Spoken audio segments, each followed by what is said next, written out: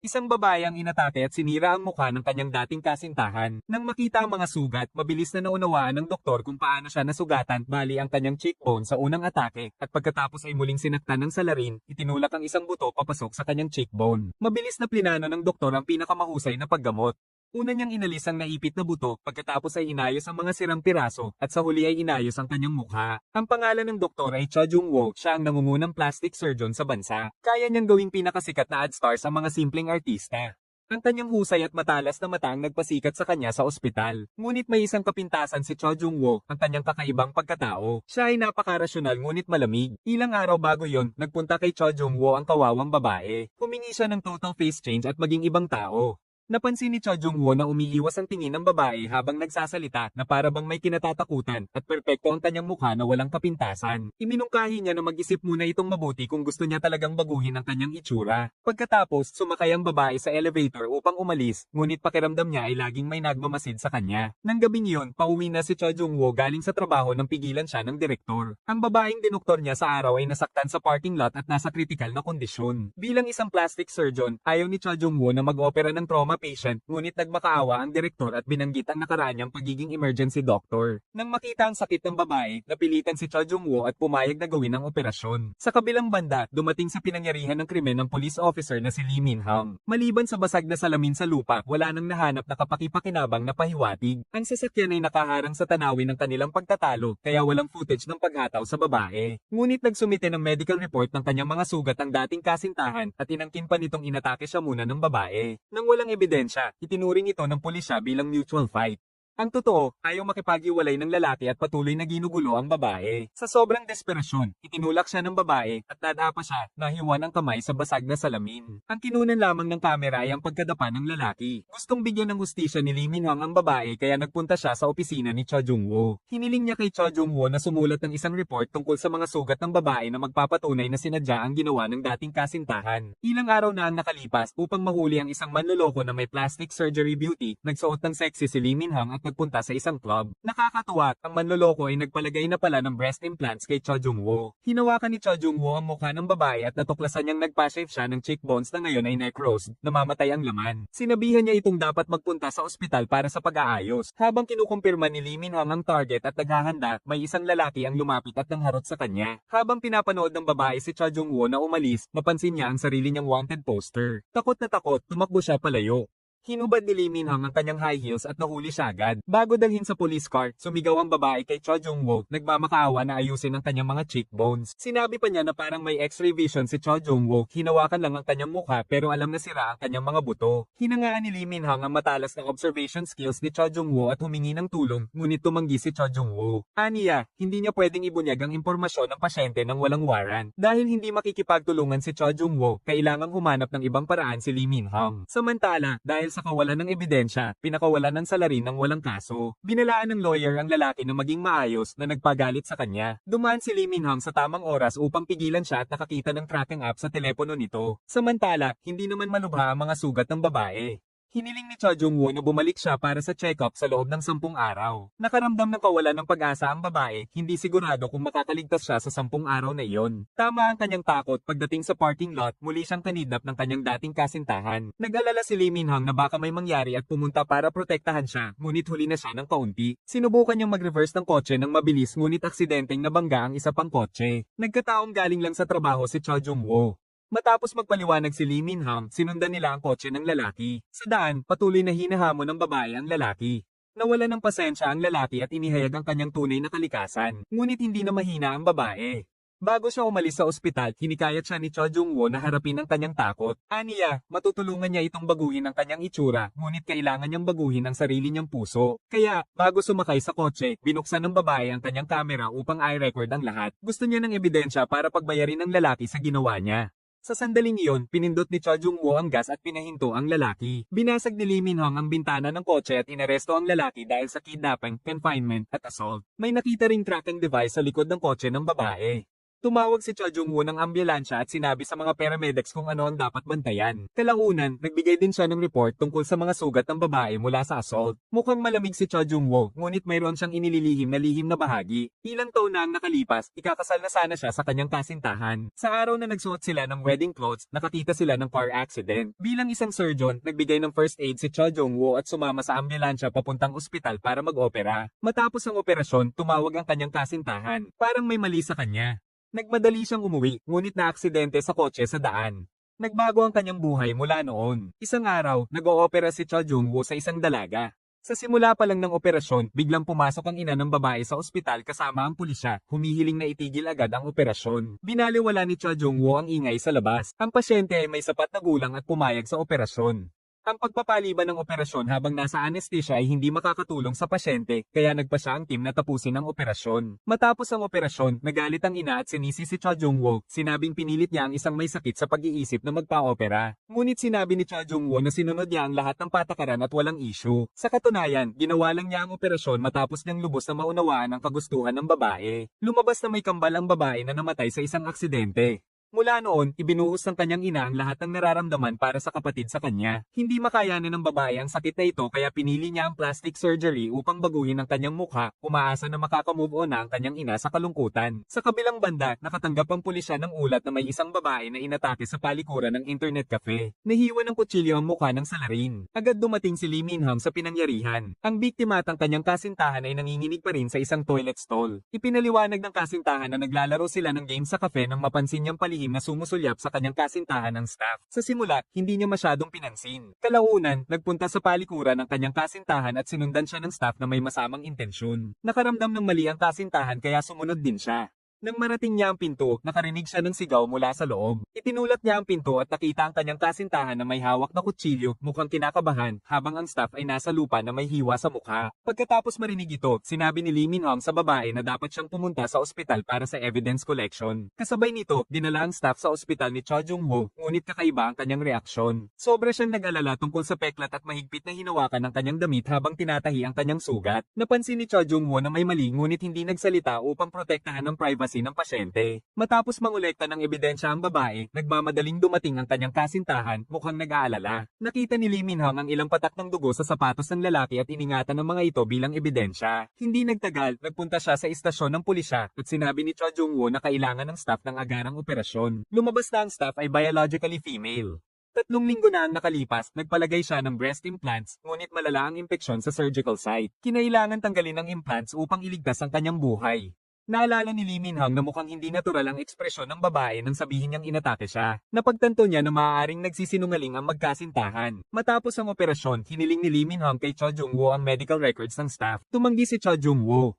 Kasabay nito, may sadyang nagpakalat ng mga detalye ng kaso online. Sinisi lahat ng netizens ang staff, tinawag siyang salot at inakusahan pa ng pagiging repeat offender. Ang kapitan, sa ilalim ng presyon ng opinyon ng publiko, ay gustong isara agad ang kaso. Inutusan niya ang kanyang team na kunin ang staff mula sa ospital at dalhin sa istasyon ng pulisya. Nang palis na sila, pinigilan sila ni Cha Jung-woo. Itinuro niya na ang panimulang punto ng sugat ay 2 beses na mas malalim kaysa sa dulo na nangangahulugang ang direksyon ay mula sa itaas pababa. Ito ay nagpapahiwatig na ang umatake ay mas mataas kaysa sa staff, ngunit ang babaeng nag-angking inatake ay mas mababa kaysa sa staff. Samantala, nakuha ni Lee Min-hong ang test report ng sapatos ng lalaki. Ang dugo dito ay pag-aari ng staff at nakumpirma na nag-splash sa panahon ng mabilis na paghataw ng kutsilyo. Malinaw na inosente ang staff. Mabilis na pinuntahan ni Lee Min-hong upang arestuhin ang kasintahan na nagsinungaling sa interrogation room. Dahil sa malinaw na ebidensya, kinailangan sabihin ng lalaki ang totoo. Aniya, aksidente siyang nakatapo ng beer habang naglalaro. Dumating ang staff upang linisin, ngunit ito ang naging dahilan ng pagkatalo niya sa laro. Pagkatapos ay nag-away sila. Samantala, gustong gumamit ng palikuran ang kasintahan ng lalaki.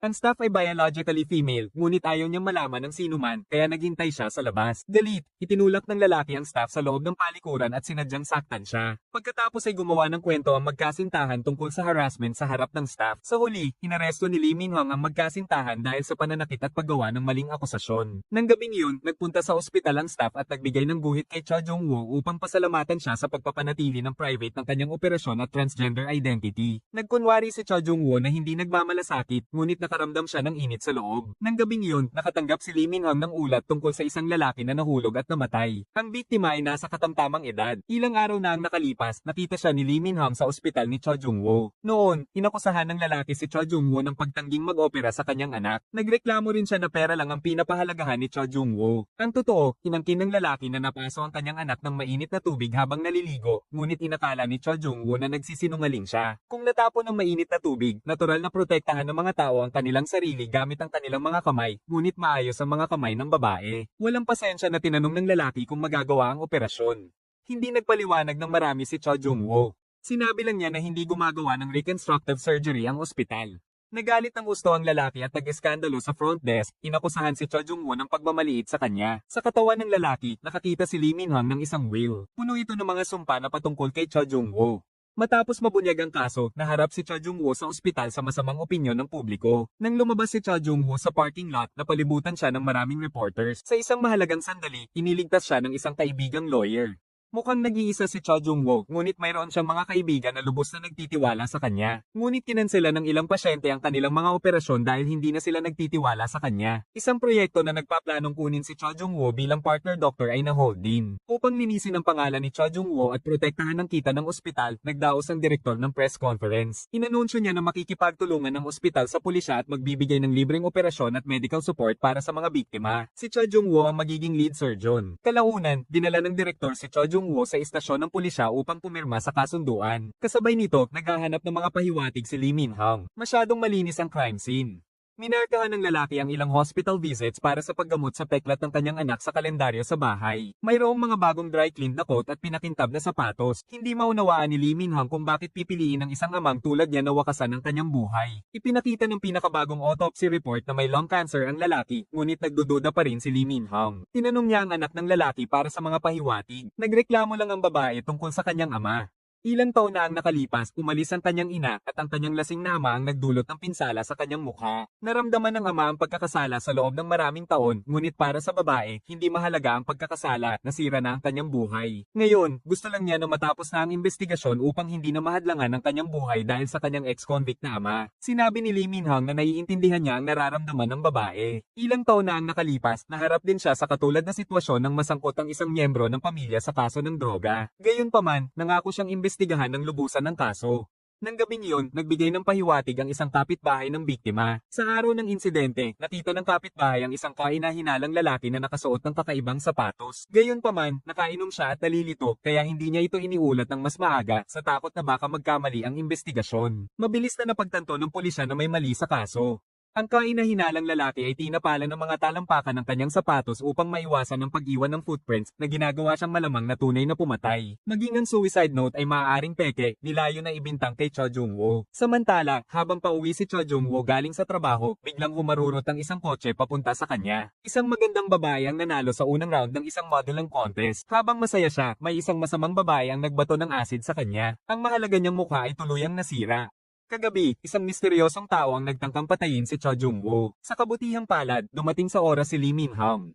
Mabilis na umalis ang lalaki sa pinangyarihan. Nag-alala si Lee Min-hong na baka sakta ng killer si Cho Jung-woo kaya hinanap niya ito. Nakita niya ang isang nakamaskarang lalaki na nagmamaneho at sumusunod kay Cho Jung-woo. Agad na sinundan ni Lee Min-hong ang kotse.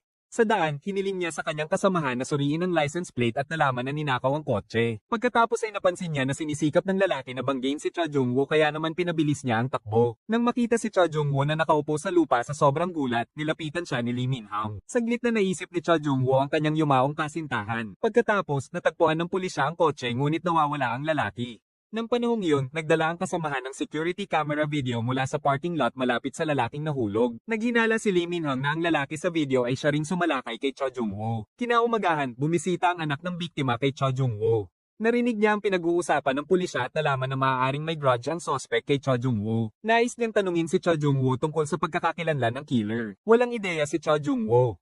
Nagpunta siya kay Lee Min-hong upang makakuha ng karagdagang impormasyon, ngunit wala pang pag-unlad ang pulisya. Tinanong ni Lee Min-hong kung may kaaway si Cho Jung-woo. Marihing sinabi ni Cho Jung-woo na wala.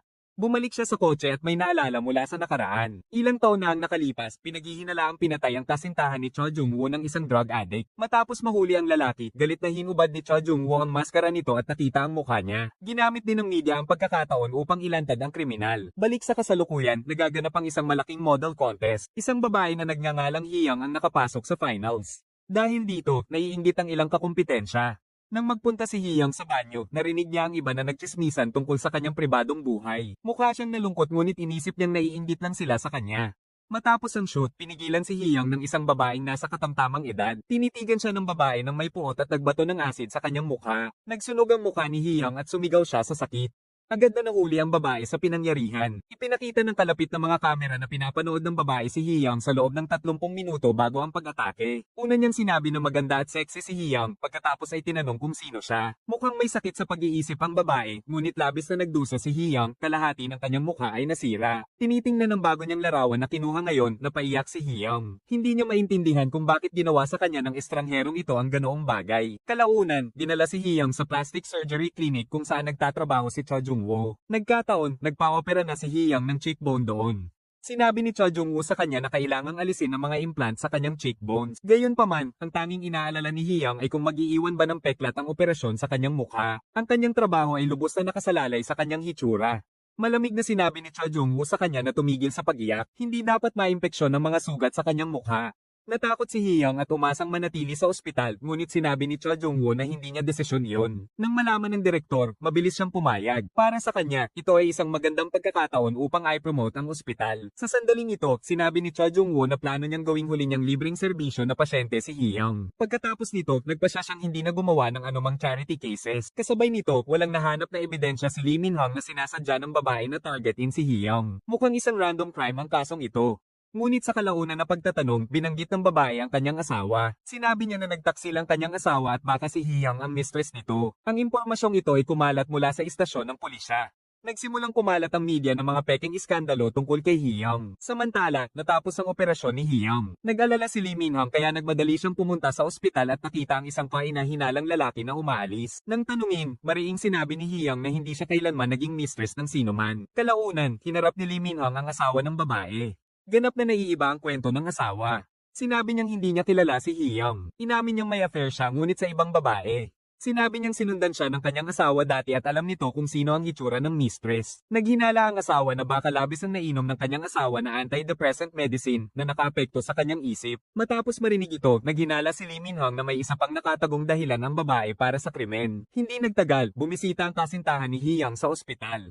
Mukhang malungkot si Hiyang, ngunit hindi man lang nagmalasakit ang lalaki. Sa halip, sinisi niya si Hiyang dahil sa hindi pagprotekta sa kanyang mukha bilang isang modelo. Dahil sa mga chismis, naghinala rin siyang may kankerida si Hiyang. Galit na galit si Hiyang at sinigawan siyang umalis. Gabi na, ngunit patuloy na nag-iisip si Lee Min-hong parang may nagtuturo sa kaso sa isang tiyak na direksyon. Bigla niyang naalala ang isang dalaga na inatake ng asid noong nakaraang taon. Hiniling niya sa kanyang kasamahan na hanapin ang larawan ng biktima na iyon. Kinaumagahan, pinalaya ang babae dahil sa sakit sa pag-iisip at dahil first-time offender siya. Ngunit hindi sumuko si Lee Min-hong. Una niyang ipinakita sa babae ang larawan ng isa pang biktima, nagsisinungaling na si Hiyang iyon. Pagkatapos ay sinadya niyang tumawag malapit sa babae, binabanggit na nagpapagaling si Hiyang sa isang plastic surgery hospital.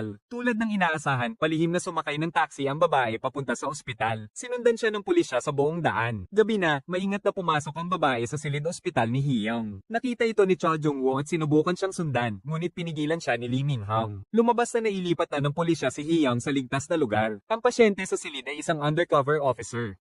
Ngunit kumuha lang ng larawan ng mukha ni Hiyang pagkatapos ng operasyon ng babae. Pagkatapos umalis sa ospital, tahimik siyang sinundan ng pulisya. Sa kotse, tinawagan ng babae ang isang tao ngunit walang sumagot. Hindi nagtagal, kaya nahinala siyang dumating sa isang gusali. Kasabay nito, dinala pabalik si Hiyang sa ospital ng isang policewoman. Pauwi na sana si Cho Jung-woo nang makita niya ang kaakit-akit na imahe ni Hiyang sa isang malaking screen at naalala ang desperadong ekspresyon nito kanina. Mabilis siyang bumalik sa ospital. Sa silid ospital, patuloy na umiiyak si Hiyang. Nang dumating si Cho Jung-woo, wala na siya. Nakita niya na aakyat pa lang ang elevator sa rooftop at napagtanto niyang may mali. Tumakbo siya sa hagdan. Sa rooftop, nakatayo si Hiyang, iniisip ang nakaraan niyang kagandahan. Nang isipin niya kung ano na ang hitsura niya ngayon, nawalan siya ng pag-asa na mabuhay. Sa kabutihang palad, sa huling sandali, hinawakan siya ni Cha Jung-woo at iniligtas siya. Umiiyak si Hiyang at sinabing tuluyan ng nasira ang buhay niya. Galit na sinabi ni Cha Jung-woo sa kanya na hindi malulutas ng kamatayan ang anumang bagay. Aniya, sa pamamagitan lamang ng buhay magkakaroon ng pag-asa. Sa kabilang banda, sigurado si Lee Min-hong na hindi kilala ng babae si Hiyang. Naniniwala siyang may nag-utos sa babae na magbato ng asid. Tulad ng inaasahan, nagpunta ang babae upang makipagkita sa isang ginang at sinabing natapos na niya ang trabaho. Sobra ang kaba ng ginang at sinabi sa babae na kunin na ang pera at umalis ng mabilis. Ngunit nang marinig ng babae ang halaga, kinuha niya ang isang mainit na tasa ng kape at nagkunwaring ihahagis iyon sa ginang. Tinakpan ng ginang ang mukha niya, ngunit tumigil ang babae at ngumiti. Pagkatapos ay kinuha niya ang isang recorder at tinakat ang ginang na bigyan siya ng mas maraming hush money. Nang umalis ang babae sa bahay, mayroon siyang mamahaling bag at isang tumpok ng pera. Kalaunan, nakakuha ang pulisya ng dashcam mula sa isang driver na nagpatunay na tama ang kanilang hinala. Ipinakita ng karagdagang investigasyon na ang babae ay nani ng pamilya ng ginang. Ang ginang ay asawa ng isang CEO ng model agency at nagtrabaho si Hiyang sa agency na iyon dati. Sa kabilang banda, iniligtas ni Cha Jung-woo si Hiyang ngunit puno ng pag-aalala. Inilabas niya ang kanyang emosyon sa pamamagitan ng walang tigil na fencing. Kalaunan, uminom siya mag-isa, balisa. Patuloy na naglalaro sa kanyang isip ang mga eksena ng kanyang fiancé. Pagkatapos ay tumawag si Lee Min-hong. Nang makita na lasing si Cha Jung-woo, sinagot ng boss ang telepono para sa kanya. Dumating si Lee Min-hong at inalis si Cha Jung-woo. Kasabay nito, ang kaibigan ni Cha Jung-woo na lawyer at isang kasamahan sa ospital ay naghihintay sa kanya sa parking lot. Dinala ni Lee Min-hong si Cha Jung-woo sa parking lot. Tinanong ng lawyer kung kailan nila ititigil ang proyekto ng pagtulong sa mga biktima gamit ang plastic surgery. Hindi makapagbigay ng malinaw na sagot si Lee Min-hong. Pinaalalahanan siya ng lawyer na mahirap para kay Cha Jung-woo na harapin ang mga biktima dahil biktima rin siya. 7 taon na ang nakalipas, nawala ang kanyang fiancé sa isang krimen. Naniniwala ang lawyer na ang pakikipag-ugnayan ni Cha Jung-woo sa mga biktima ay patuloy na nagbubukas muli ng kanyang mga sugat. Kinaumagahan, narinig ni Lee Min-hong na may isang lalaki ang madalas bumibisita sa silid ospital ni Hiyang. Sa pagkakataong ito, nakakuha siya ng kapaki-pakinabang na impormasyon, magkaibigan ng anak ng lalaki at si Hiyang. Pareho silang mga modelo para sa parehong kumpanya. Sa pambubuyo ni Lee Min-hong, sa wakas ay sinabi ni Hiyang ang totoo. Ilang taon na ang nakalipas, ang kanyang malapit na kaibigan ay ginulo ng kanilang boss at kalaunan ay nagpakamatay. Inirecord ni Hiyang ang buong insidente at ipinakulong ang boss. Nangako si Lee Min-hong na hahanapin ng hustisya para sa kanila. Una, ikinulong ng pulisya ang nani na isang kasabwat. Pagkatapos ay inaresto ang ginang. Sa pagkakataong ito, sinabi ng nani ang totoo at ibinigay ang lahat ng ebidensya. Nang harapin ang ebidensya, tumigil ang ginang sa pagtanggi sa lahat. Sa ilalim ng impluensya ng kanyang asawa, sinisirin niya si Hiyang dahil sa pagkakakulong ng kanyang asawa. Pagkatapos ay pinlano ng mag-asawa ang pag-atake. Hindi nagtagal na ilantad ng media ang mga krimen ng mag-asawa laban kay Hiyang. Palihim na kinuha ni Hiyang ang scissors ng nurse at itinago ang mga ito. Ngunit paglabas niya sa silid ospital, nakita niya si Cha Jung-woo. Napansin niya ang scissors sa bulsa nito at sinabi sa kanya na para iyon sa pagputol ng mga bandages at hindi makakasakit ng sinuman. Pinayuhan niya si Hiyang na huwag gumawa ng anumang katangahan. Aniya, ang pinakamahusay na paghihiganti ay ang mabuhay ng maayos, hindi ang isuko ang kanyang buhay tulad ng nais ng kanyang mga kaaway. Naantig ng kanyang mga salita, nagpa siya si Hiyang na magpa-opera at magsimulang muli. Ginawa ni Cha Jung-woo ang kanyang makakaya upang maibalik ang kanyang hitsura hanggat maaari. Matapos ang operasyon, hinanap ni Lee Min-hong si Cha Jung-woo. Pumunta siya upang kunin ang mga surgery records upang mapatunayan ang pagkakasala ng ilang suspect. Kasabay nito, pinuri niya si Cha Jung-woo sa pagtulong sa biktima at naglagay ng ilang candy sa bulsa nito. Bagamat hindi pa lubusang gumaling ang kanyang sugat, sumali si Hiyang sa finals ng model contest. Ngunit walang himala, hindi siya nakapasok sa top 3.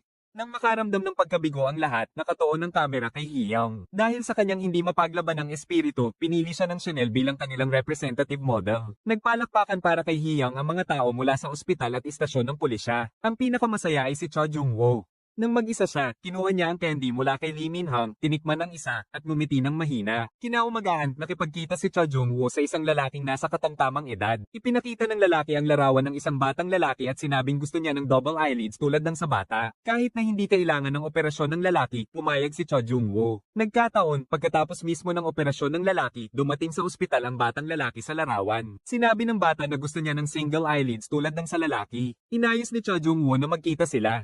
Lumabas na kamakailan lang inampon ng bata ng lalaki. Nalaman ng bata na hindi siya biological na anak ng lalaki na nagpalayo sa kanilang relasyon. Ngunit pareho silang gustong baguhin ang kanilang hitsura upang maging mas magkatulad. Ngayon, naunawaan na nila ang damdamin ng isa't isa na wala ang puwang sa pagitan nila. Hindi nagtagal, nakahanap ang pulisya ng pahiwatig tungkol sa misteryosong tao sa kaso ng pagkahulog. Matapos panoorin ang video, namutla ang mukha ni Lee Min-hong. Mabilis siyang umalis upang hanapin si Cho Jung-woo. Nang panahong iyon, napansin ni Cho Jung-woo na may sumusunod sa kanya. Hinabol niya ang tao at nahuli ito. Biglang naglabas ng kutsilyo ang lalaki at tumakbo palayo.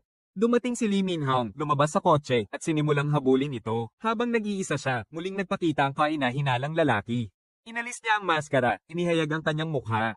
Tinitigan siya ni Lee Min-hong na mula ang kanyang mga mata. Isang magandang guro ang umibig sa sarili niyang estudyante. Para itago ang kanilang relasyon, nilabag pa nila ang batas. Kagabi, hinabol ni Lee Min-hong ang misteryosong tao na sumusunod kay Cho Jung-woo. Laking gulat niya nang malamang ito ay ang kanyang kapatid, si Lee Jin-sok. Ilang taon na ang nakalipas, nagsimula pa lang si Lee Min-hong bilang neighborhood police officer. Ang una niyang kaso ay isang pagpatay sa isang apartment. Ang sospek ay ang sarili niyang kapatid. Ipinakita ng investigasyon na gumamit siya ng ilegal na droga at pumatay ng isang dalaga sa kabilang kwarto. Dahil sa sapat na ebidensya at kanyang criminal record, inaresto siya. Matapos mahuli, inangkin ni Lee Jin-sok na inosente siya at nagmakaawa kay Lee Min-hong na buksan muli ang kaso. Ngunit ayaw ni Lee Min-hong na masangkot sa kanya.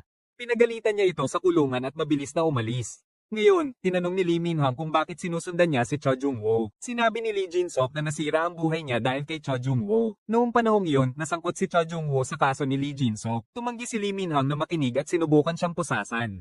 Nanlaban si Lee Jin-sok, itinulak siya at tumakas. Dumating si Cho Jung-woo at nagtanong kung nakita niya ang mukha ng tao. Nanatiling tahimik si Lee Min-hong. Ayaw niyang may makalam na magkapatid sila. Napansin ni Cho Jung-woo na may sugat ang braso niya at sinabihan siyang gamutin yon. Tumanggi si Lee Min-hong.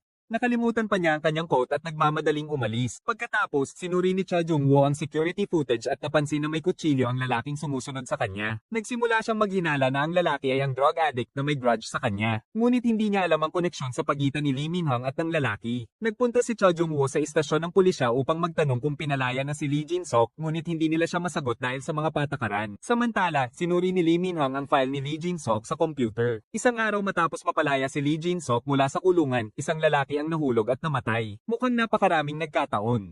Akmang gagamitin ni Lee Min-hong ang kanyang telepono ngunit napagtanto niyang nakalimutan niya ang kanyang jacket. Mabilis siyang nakipag-ugnayan kay Cho Jung-woo. Binigyan siya nito ng address para kunin yon. Sa elevator, nakita ni Lee Min-hong ang isang galit na delivery man. Nakikipag-usap siya sa telepono, sinabing tuturuan niya ng leksyon ng isang tao kung mawawalan siya ng delivery fee dahil sa pagkaantala. Hindi masyadong pinansin niyon ni Lee Min-hong. Maya-maya, nakarinig siya ng sigaw ng babae sa kabilang bahay. Nagmadali siyang pumunta at nakita ang delivery man na tumatakbo palayo. Isang bata ang nakahiga sa basag na salamin, duguan. Hinabol ni Lee Min-hong ang delivery man at agad niya itong sinipa, nahuli ng walang pag-aalinlangan. Nagbigay ng first aid si Cho Jung-woo sa bata. Hindi nagtagal, dumating ang ambulansya, ngunit iginiit ng mga magulang ng bata na makita muna ng plastic surgeon. Iminungkahi ni Cho Jung-woo na dalhin ang bata sa plastic surgery hospital kung saan siya nagtatrabaho. Sa istasyon ng pulisya, ipinaliwanag ng babae ang nangyari. Nang aksidente niyang nahulog ang pera para sa delivery fee, inakala ng delivery man na tinutokso siya nito at pumasok sa loob. Sinubukan ng bata na protektahan ng babae na humantong sa isang away. Naitulak siya sa salamin at nasaktan. Pagkatapos ay sinabi ng babae na magpinsan sila ng bata. Sa sandaling iyon, dinala ng kasamahan ng file ng delivery man. Mayroon siyang ilang criminal records at kasalukuyang nasa probation. Sa panahon ng pagtatanong, sinikap ng delivery man na ipagtanggol ang sarili. Inangkin niya na nang dumating siya, nakahiga na ang bata sa lupa. Aniya, iniipit siya. Binanggit ni Lee Min-hong ang record ng delivery man na ikinagalit niya. Sinabi ng delivery man na tumakas siya dahil natatakot siyang hatulan siya ng mga tao dahil sa kanyang nakaraan. Naalala ni Lee Min-hong ang kanyang kapatid. Nang inaresto si Lee Jin-sok, inangkin din niya na wala siyang pinatay. Nagsimulang magtaka si Lee Min-hong kung nagkamali siya sa kanya. Kinuha niya ang larawan ni Lee Jin-sok at ipinakita sa anak ng biktima. Sinabi ng babae na nakita niya ang lalaki sa libing ng kanyang ama. Ngayon, labis na nalilito si Lee Min-hong at gustong hanapin ang katotohanan. Samantala, inooperahan ni Cho Jung-woo ang bata. Napansin niya na mas malalim ang sugat sa baba ng bata kaysa sa iba. Nakakita rin siya ng mga pasa sa braso ng bata na tila sanhi ng panlabas na puwersa. Nakita ng direktor ng ospital ang kabaitan ni Cho Jung-woo sa mga pasyente. Orihinal na pumayag si Cho Jung-woo na magbigay ng libreng operasyon sa 3 biktima, ngunit ang bata ay ang ika-4. Naniniwala ang direktor na ginawa niya iyon dahil sa doctor's instinct. Kasabay nito, nagpunta si Lee Min-hong sa silid ospital at nakakuha ng pahayag na halos pareho sa sinabi ng babae. Nang paalis na siya, pinigilan siya ni Cho Jung-woo. Iginigiit niya na gamutin ang nasugatan niyang braso. Sa panahon ng paggamot, binanggit ni Cha Jung-woo ang isang sospek na nagngangalang Lee Jin-sok. Hiniling niya kay Lee Min-hang na suriin kung pinalaya na ang tao mula sa kulungan. Hindi niya inaasahan na mahuhulaan niya ng ganoon katumpak, ngunit tumanggi siya. Sinabing lumalabag iyon sa mga patakaran. Hindi na nagpumilit si Cha Jung-woo. Sa halip, ipinakita niya sa kanya ang isang piraso ng basag na salamin na may bahid ng dugo. Inalis iyon mula sa baba ng bata.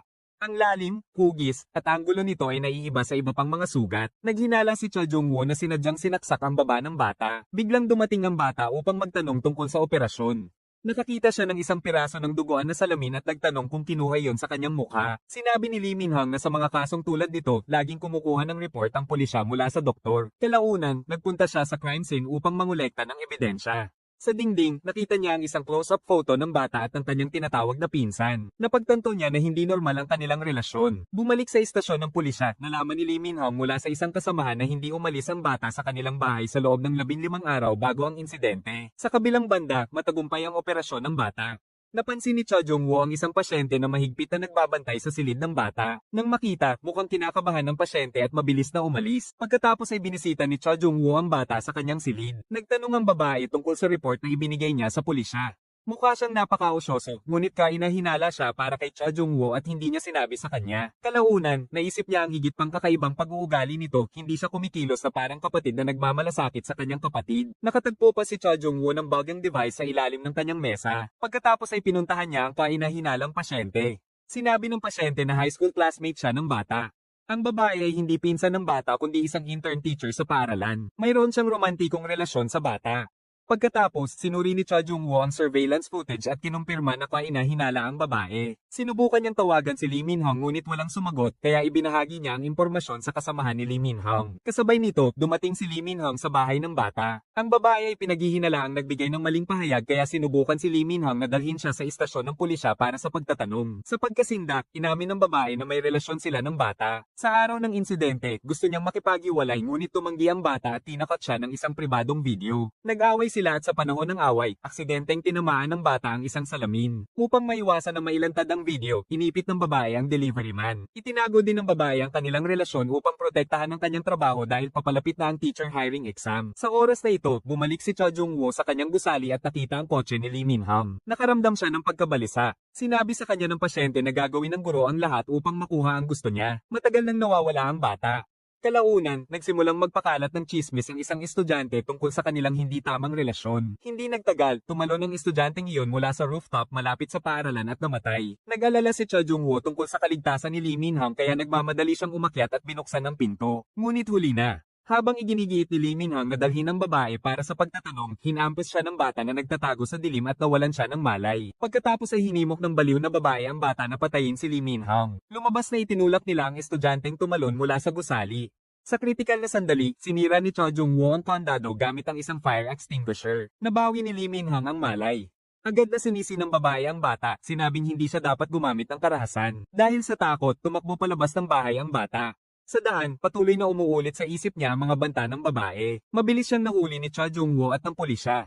Nakakita sila ng isang communicator sa kanya na nagpapakita na kontrolado siya ng babae na parang demonyo. Matalinong binuksan ni Lee Min-hang ang recording ng kanyang telepono bago pumasok sa bahay, nakuha ang lahat ng sinabi ng babae. Nang mailantad, umamin ng babae na binugbog niya ang bata dahil hindi ito dumating sa kanilang date dahil naabala ito sa isang dalaga sa TV. Binalaan pa niya ito na kung hindi siya susunod, aakusahan niya itong rapist at ikukulong habang buhay. Tungkol naman sa delivery man, isa lang siyang scapegoat na walang swerte. Natapos ang insidente. Lubos na nag-alala si Cha Jung-woo tungkol sa pinsala ni Lee Min-hang, ngunit iniiwasan siya ni Lee Min-hang dahil sa kanyang kapatid. Napansin ni Cha Jung-woo na iniiwasan siya nito at nagsimulang maghinala. Samantala, nakaramdam si Lee Min-hang ng pagkakasala sa delivery man na may criminal record. Nagsimula rin siyang magtaka kung ang kaso ni Lee Jin-sok ay isang wrongful conviction dahil sa kanyang nakaraan. Kaya, sinimulan niyang muli ang kanyang investigasyon. Una, kinuha niya ang address ni Lee Jin-sok mula sa kanyang ina. Pagkatapos ay sinuri niya ang surveillance footage ni Lee Jin-sok na sumasakay ng taxi sa labas ng kulungan. Sa gabi ng insidente ng pagkahulog, nagpunta nga siya sa bahay ng biktima, ngunit hindi na siya nakatira sa kanyang rehistradong address. Nang gabing iyon, malungkot na kumain si Lee Min-hong sa karaniwang street stall at hindi inaasahang nakasalubong si Cho Jung-woo. Maingat niyang binanggit si Lee Jin-sok at nalaman na hindi naghahanap ng paghihiganti si Cho Jung-woo. Nag-alala si Cho Jung-woo na baka hindi direkta siyang naging sanhi ng pagkamatay ng lalaking nahulog. Mas lalo itong nagparamdam kay Lee Min-hong ng pagkakasala sa mabait na lalaking ito. Uminom siya ng kalahating baso ng serbesa at tahimik na nangakong tutulungan si Cho Jung-woo na tuklasin ang katotohanan. Sandaling natigilan si Cho Jung-woo dahil ang kanyang yumaong fiancé ay laging kalahating baso lang ang iniinom. Kalaunan, nagpunta siya sa parking lot at nakita ang kanyang kotse na puno ng graffiti. Nakasulat doon ang M*Murderer. Alam mo ba yan? Kasabay nito, nakatanggap siya ng tawag mula sa kanyang lawyer.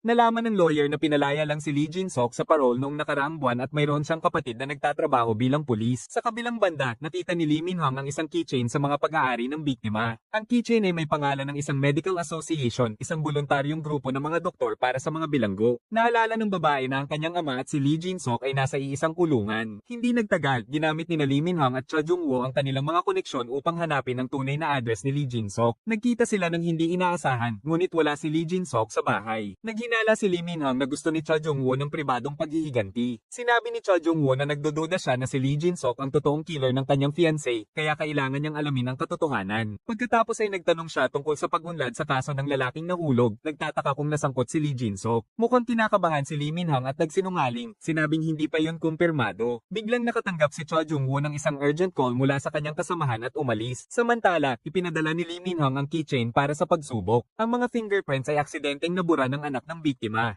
Nagpasya si Lee Min-hong na simulan ng investigasyon sa Medical Association. Nakipagkita siya sa president at nagtanong kung naalala niya si Lee Jin-sok. Nang makita ng president ang larawan, nakakagulat na binanggit niya ang fiancé ni Cho Jung-woo. Lumabas na siya ang ina ni Cho Jung-woo.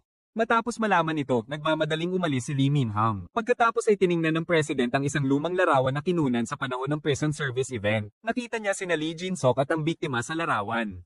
Malinaw na magkakilala sila. Kasabay nito, binisita ni Lee Min-hong ang kapitbahay ng biktima. Ipinakita niya sa kapitbahay ang larawan ni Lee Jin-sok, umaasang makakuha ng karagdagang detalye, ngunit napakadilim ng panahong iyon at walang nakita ang kapitbahay. Sa ibang lugar, nagpunta si Cho Jung-woo upang makita ang kanyang ina, dinala ng kanyang kasamahan. Napakalamig ng kanilang relasyon. Plano ni Cho Jung-woo na magtrabaho sa ibang bansa bilang project doctor. Sinabi ng kanyang ina na tumatakas siya at nabubuhay sa nakaraan. Ngunit mariing sinabi ni Cho Jung-woo na ang kanyang fiancé ay laging nabubuhay sa kanyang puso. Matapos makita ang kanyang ina, nagsanay muli si Cho Jung-woo ng fencing. Ang kanyang isip ay puno pa rin ng mga alaala ng aksidente 7 taon na ang nakalipas at ang pagpatay sa kanyang fiancé. Hating gabi, si Cho Jung-woo, nasabik sa katotohanan, ay pumunta muli sa bahay ni Lee Jin-sok. Sinira niya ang kandado at pumasok. Ang mga dingding ay puno ng mga detalye tungkol sa kaso ng fiancé ni Cho Jung-woo na namatay 7 taon na ang nakalipas. Ang mas nakakagulat sa kanya ay ang isang larawan ni Lee Min-hong sa dingding. Naalala niya na sinabi sa kanya ng lawyer na may kapatid na pulis si Lee Jin-sok. Mula sa kamakailang pag-uugali ni Lee Min-hong, nahulaan ni Cho Jung-woo ang kanilang relasyon. Samantala, napansin ni Lee Min-hong ang alarm mula sa isang device na inilagay niya sa pinto ni Lee Jin-sok. Akala niya ay bumalik na ang kanyang kapatid, ngunit nang makarating siya, nakita niya si Cho Jung-woo sa loob. Ibinunyag ni Cho Jung-woo ang kanilang magkapatid na relasyon at inakusahan si Lee Min-hong ng pagtatangkang itago ang katotohanan. Ngunit iginiit ni Lee Min-hong na hindi niya kukonsintihin ng sinuman kahit ang kanyang kapatid. Sa sandaling iyon, nakatanggap siya ng mensahe para sa tulong mula sa kapitbahay ng biktima. Napagtanto ang panganib, nagmadali siyang pumunta. Kanina, binisita ng anak ng biktima ang kapitbahay para mag-inuman at pagkatapos ay nakatulog. Ngunit ngayon, tahimik na pumasok si Lee Jin-sok sa bahay. Ipinanganib ni Cho Jung-woo ang kanyang buhay upang hanapin ang pumatay sa kanyang fiancé. Ngunit sa huli, natuklasan niya na baka siya mismo ang killer. Sa sandaling iyon, nasa panganib ang babae. Sinubukan ng kapitbahay na kunin ang atensyon ng killer ngunit siya ang hinabol. Nang dumating ang dalawa, nakita lang nila ang babae na nakahandusay sa sarili nitong dugo. Sa kanyang pagkalito, nakita ni Cho Jung-woo ang imahe ng pagkamatay ng kanyang fiancé na may mga talulot ng rosa sa ilalim ng kanyang katawan. Patuloy siyang tinawag ni Lee Min-hong na nagbalik sa kanya sa kanyang sarili. Nagbigay siya ng first aid at sinabihan ng mga medics na dalhin agad ang babae sa ospital. Hiniling din niya kay Lee Min-hong na hanapin ang killer.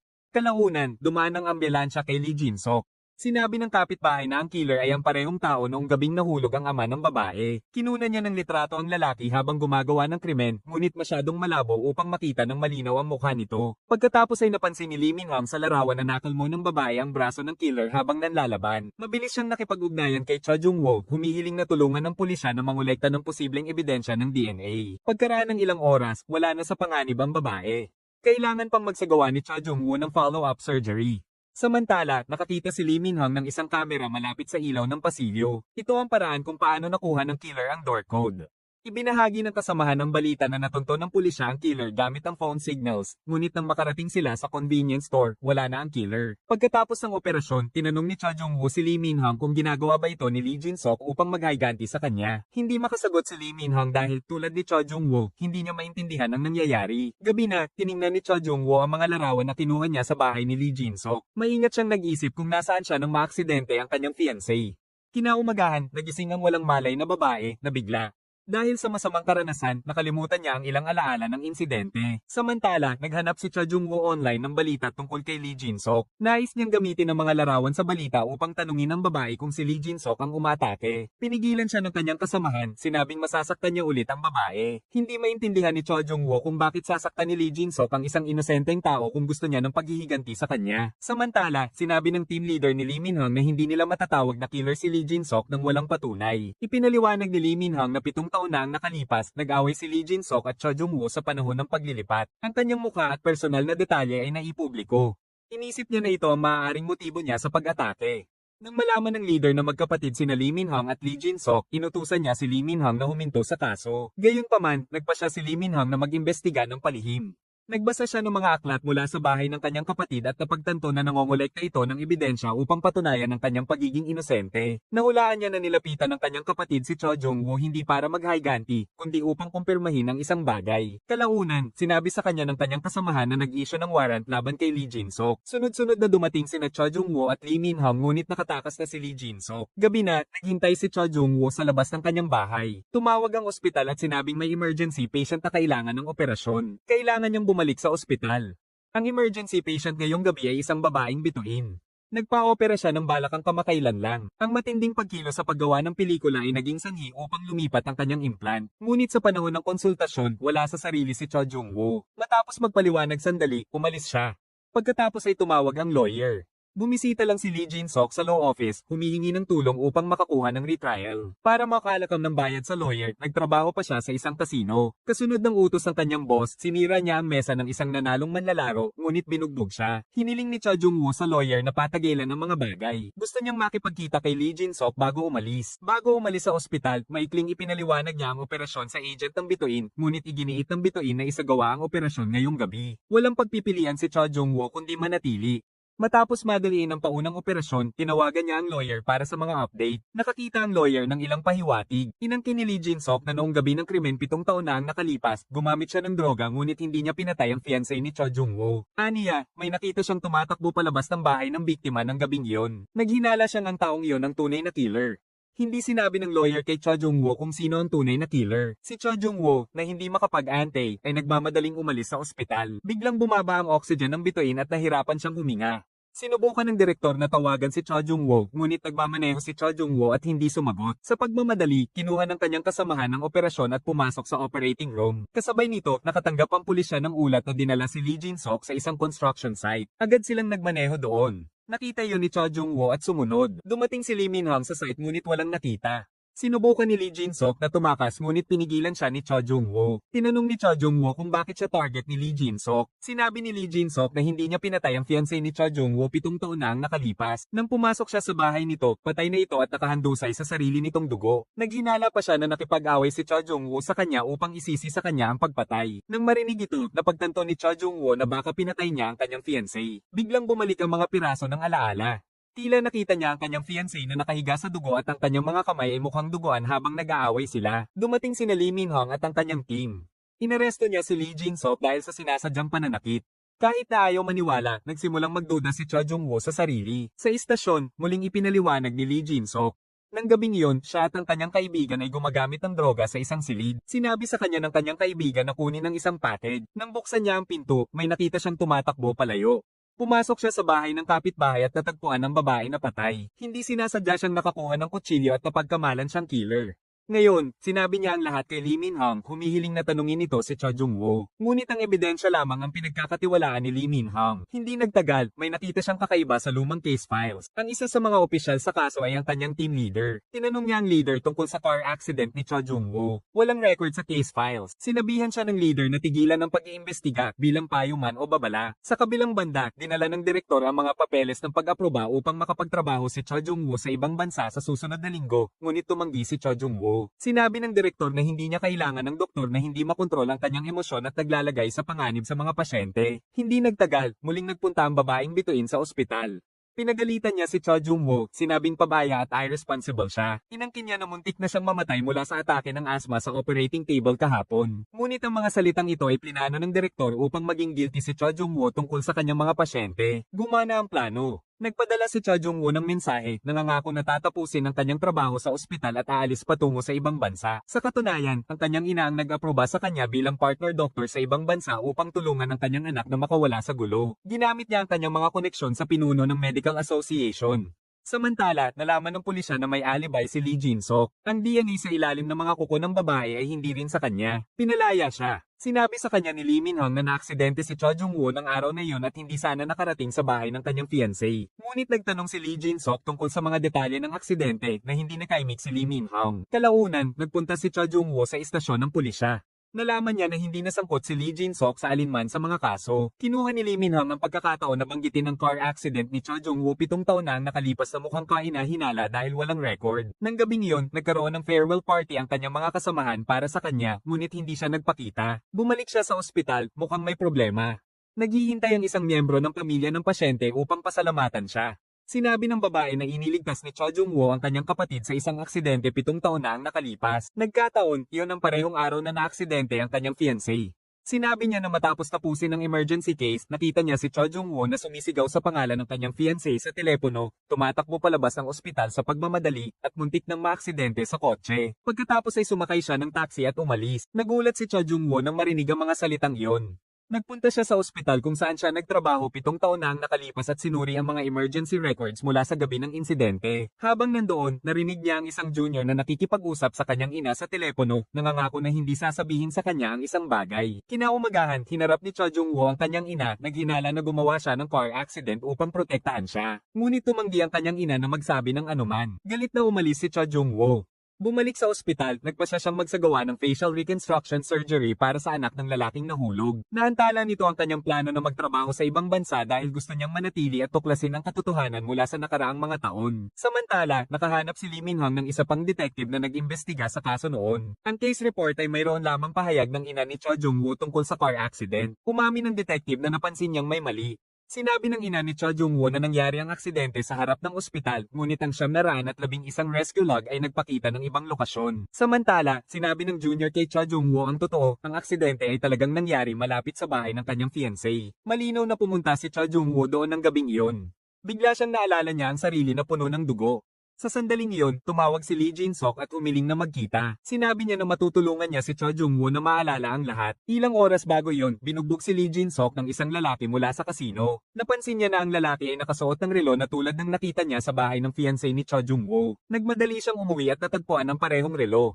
Pagkatapos ay tinawagan niya si Lee Min-hong, sinabing patutunayan niya na si Cho Jung-woo ang killer. Pagkatapos, naging mas malinaw ang alaala ni Lee Jin-sok. Naalala niyang nakita si Cho Jung-woo na puno ng dugo, umaalis sa bahay ng babae ng gabing iyon. Hindi nagtagal, dumating si Lee Min-hong at nakita ang kotse ni Cho Jung-woo. Nagmadali siyang pumasok sa silid ng kanyang kapatid at nakita itong nakahandusay sa sarili nitong dugo. Sa tabi niya ay si Cho Jung-woo, puno ng dugo ang kanyang mga kamay. Agad na dinala si Lee Jin-sok sa ospital.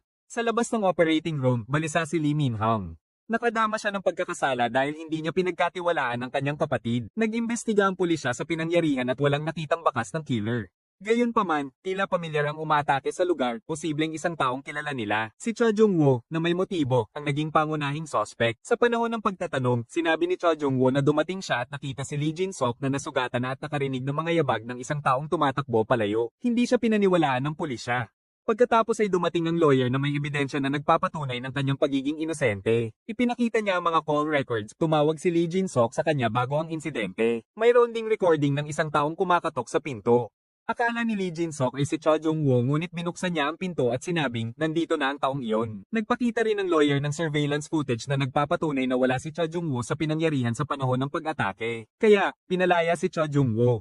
Lumapit ang leader at sinabihan siyang huwag pansinin ang sinabi ni Lee Jin-sok. Samantala, bumalik si Lee Min-hong sa bahay ng kanyang kapatid upang mag-imbestiga. Napagpasyahan niya na dumating ang umatake 15 minuto bago inatake ang kanyang kapatid at pagkatapos ay tumakas. Mayroong rooftop route na maaaring gamitin ng killer upang iwasan ng iba. Sa sandaling iyon, dumating si Cho Jung-woo. Sinabi niya kay Lee Min-hong na may dugo sa isang piraso ng metal sa dingding marahil mula sa killer na nadulas habang tumatakas. Tinanong ni Lee Min-hong kung naghihinala siya na siya ang pumatay sa kanyang fiancé. Sinabi niya na pag-uusapan nila yon pagkatapos matapos ang kaso.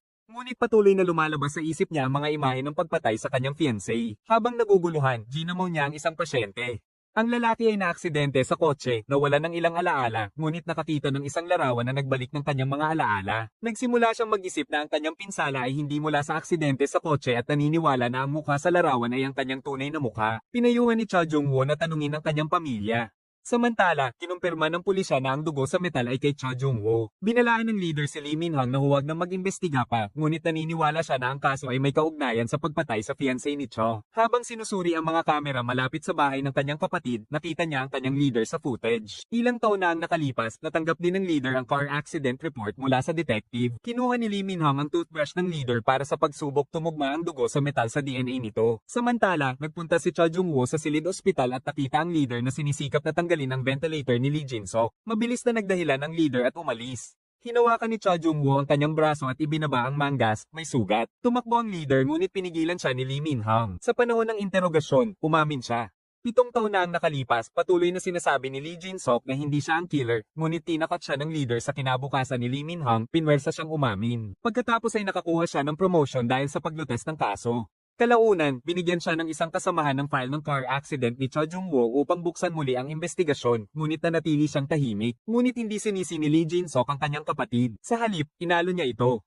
Pagkatapos ay nagbahagi siya ng isang mahalagang pahiwatig, naalala niya na hindi tumatakas si Cho Jung-woo kundi may hinahabol. Kinaumagahan, bumalik ang pasyente sa ospital. Iginigiit niya ang operasyon upang maging katulad ng tao sa larawan, umaasang mabawi ang kanyang alaala. Biglang dumating ang kanyang kapatid at inihayag ang katotohanan, binyuli ng lalaki ang kanyang matalik na kaibigan sa paaralan na naging sanhi ng pinsala sa mukha. Ayaw ng pamilya na maalala niya ang masakit na nakaraan kaya binigyan siya ng bagong mukha. Matapos marinig ito, nagduda si Cho Jung-woo kung ang car accident niya ay nagdulot din ng kanyang pagkawala ng alaala. Tila itinago ng mga malapit sa kanya ang katotohanan. Sinabihan siya ng kasamahan na itigil ang pag-iisip at lumipat sa ibang bansa upang magsimula ng bagong buhay. Matapos pag-isipan ng mabuti, nakipagkita sa kanya ang kanyang ina.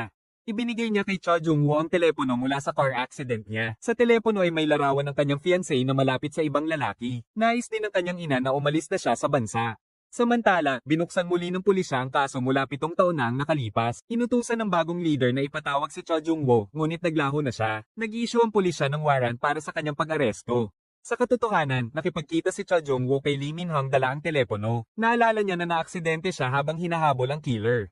Nalaman ni Lee Min-hong na ang killer ng kanyang fiancé, ang lalaking nahulog, at ang umatake sa babae ay iisang tao. Nahulaan niya na ang killer ay isang taong kilala ni Cho Jung-woo. Upang mahuli agad ang killer, parehong sumali sina Lee Jin-sok at Cho Jung-woo sa isang hypnosis investigation. Sa crime scene, may isang lalaki na nakasuot ng hat at mask. Tumakbo si Cho Jung-woo pagkatapos ng lalaki, ngunit sa ilalim ng hypnosis, tumanggi siyang maalala ang pagkakakilanlan ng lalaki. Pangunahing sospek pa rin siya, ngunit nagpasya siyang tigilan na ang pag-iwas. Nagpunta siya sa istasyon ng pulisya, ibinigay ang kanyang telepono at pumayag na tanungin. Hindi nagtagal, inalis siya ng pulisya bilang sospek at inilista siya bilang witness. Gabi na, tiningnan ni Cho Jung-woo ang mga lumang social media posts ng kanyang fiancé at napansin ang isang lalaki sa isa sa mga ito. Ang lalaki ay kaibigan niya sa dance class at mukhang malapit sa kanya. Ibinigay niya kay Cho Jung-woo ang laptop bag nito at tinanong kung bakit hindi niya yon kinuha ng mas maaga. Sinabi rin niya na ang kanyang fiancé ay madalas makakuha ng mga larawan ng sarili niya kasama ang ibang lalaki. Naniniwala ang lalaki na may nagtatangkang sirain ang kanilang kasal sa pamamagitan ng pagpapadala ng mga larawang ito. Nakadama ng pagkakasala si Cho Jung-woo dahil hindi niya mas pinahalagahan ang kanyang fiancé. Sinubukan niyang buksan ang laptop nito ngunit mali ang mga passwords na inilagay niya. Kinaumagahan, sumailalim sa operasyon sa mukha ang anak ng lalaking nahulog at namatay. Nang makita niya ang doktor, natakot siya.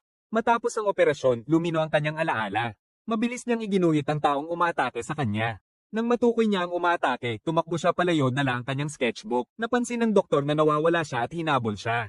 Samantala, binuksan ni Cha Jung-woo ang computer ng kanyang fiancé. Nakita niya ang mga larawan nito na tinatakot at nakita ang mukha ng umaatake sa isa sa mga ito, ang kanyang kasamahan at kaibigan, si Han. Sinundan ni Cha Jung-woo si Han patungo sa hagdan at nakita itong tumatakbo pababa. Bumalik ang kanyang alaala, noong gabi ng krimen, nakita niya si Han na tumatakas mula sa bahay ng kanyang fiancé. Nang aabutin na sana ni Han ang babae, tumawag ang direktor ng ospital, humihiling na bumalik siya para sa operasyon. Dumating si Cha Jung-woo at nakita ang sketchbook. Tumugma ang mga mata sa iginuhit kay Han. Ipinadala niya ang babae kay Lee Min-hang para sa proteksyon.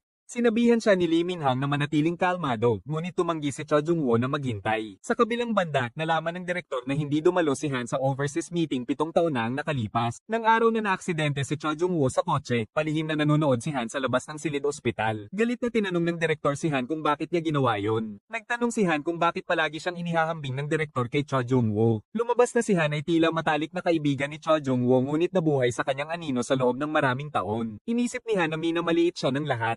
Noon, nag-alok siyang operahan ng anak ng lalaki, ngunit sinabi ng lalaki na ang husay lang ni Cha Jung-woo ang pinagkakatiwalaan niya na ikinagalit ni Han. Nang gabing iyon, nagpunta siya sa bahay ng lalaki at itinulak ito pababa sa hagdan. Mabilis na nakita ni Cha Jung-woo si Han at tinanong kung bakit niya pinatay ang kanyang fiancé. Sinabi ni Han na ang ina ni Cha Jung-woo ang dapat sisihin. Pagkatapos ay ibinigay ni Han sa kanya ang isang tumpok ng mga larawan at umalis. Lumabas na kinamumuhian ng ina ni Cha Jung-woo ang kanyang fiancé at gusto pa itong mamatay. Tiningnan ni Cha Jung-woo ang mga larawan na nagpapakita kung ano ang hitsura ng kanyang fiancé nang siya ay pinatay. Napagtanto niya na una itong nahampas sa ulo pagkatapos ay sinaksak. Samantala, hindi mahuli ng pulisya si Han at nahulaan na may hindi pa siya tapos sa plano. Sinabihan ni Cha Jung-woo ang kanyang ina na manatili sa ospital at huwag lumabas, ngunit huli na. Tinali siya ni Han sa isang operating table.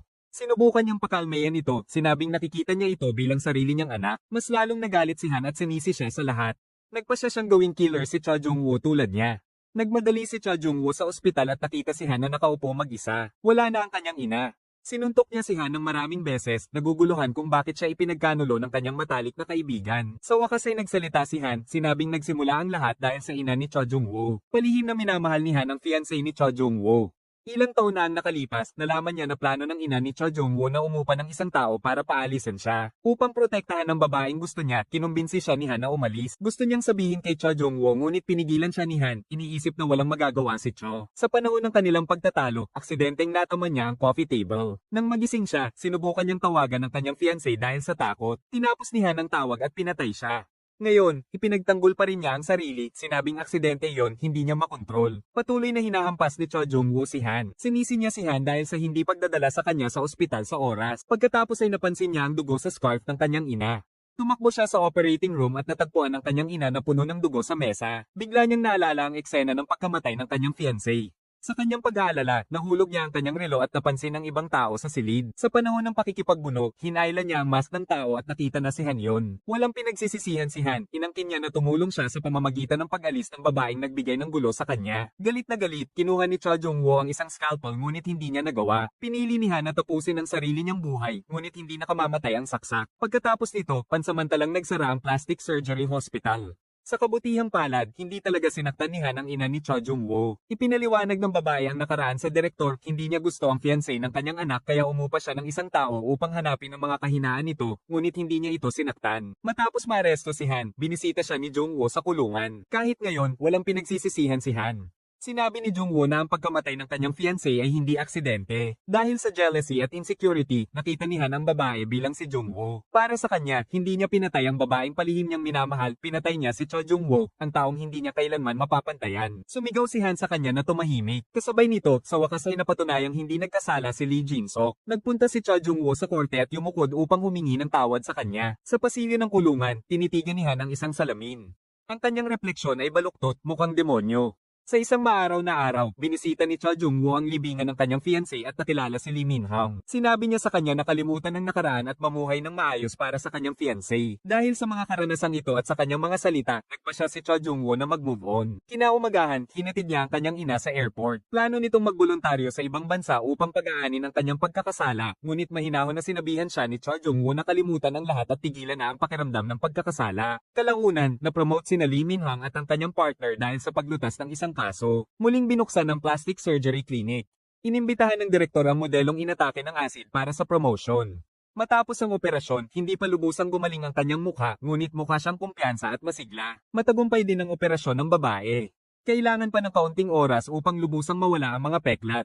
Sinabihan siya ni Cho Jung-woo na huwag isara ang sarili at magpatuloy ng may tapang. Tinitingnan ng sarili sa salamin, sa wakas ay inalis niya ang kanyang hat at lumakad ng may kumpiyansa sa kalye. Isang araw, isang babae ang pumunta sa ospital para sa payo tungkol sa plastic surgery. Bumisita na siya dati, nais maging katulad ng tao sa isang larawan. Tinanggihan siya ni Cho Jung-woo, sinabing imposible yon. Kalaunan, nagpunta siya sa isang unlicensed clinic para sa operasyon na nag-iwan sa kanyang mukha ng puno ng foreign substances. Ngayon, gusto niyang ayusin ang kanyang mukha at maging katulad ulit ng larawan. Kamakailan lang ay nakilala niya ang isang lalaki sa isang dating site. Plano nilang magkita, ngunit ang kanyang mga larawan ay heavily edited at hindi siya kamukha. Takot siyang makipagkita at humiling na ipagpaliban ito ng 6 na buwan. Sa wakas, pumayag si Cho Jung-woo na gawin ang operasyon, ngunit sinabing baka hindi siya maging katulad ng larawan. Inaasahan niya na matatanggap niya ang kanyang sarili kung sino siya.